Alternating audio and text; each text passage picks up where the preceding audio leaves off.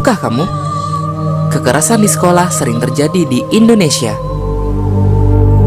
Dari tahun 2013 hingga 2014, jumlah kekerasan di sekolah naik sampai dengan 16% yang dilakukan anak usia di bawah 14 tahun. Dan itu dilakukan di sekolah. Hampir setiap sekolah yang ada di Indonesia pasti terdapat kasus kekerasan di sekolah. Dari tingkat universitas, menurun ke SMA, lalu SMP, bahkan sampai ke SD. Bagaimana caranya?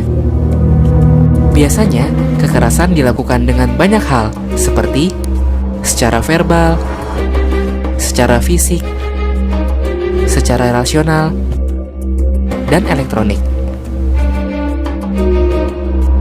Sebagai contoh, bila ada anak yang terlihat gendut atau berbadan besar, biasanya orang di sekitarnya akan mengata-ngatainya dengan berkataan yang tidak enak. Ada pula mereka yang merasa asik iseng dan membuat si anak culun menjadi bahan lelucon.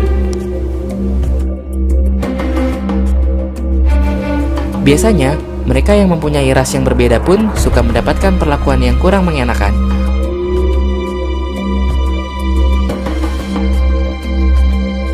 Zaman pun berubah. Kekerasan ini pun bisa dilakukan melalui media elektronik atau biasa kita sebut media sosial. Tahukah kamu apa dampak dari perbuatan itu? Bagi yang melihat, tentu saja akan berdampak pada dampak mental. Dia akan merasa takut dan merasa tidak nyaman.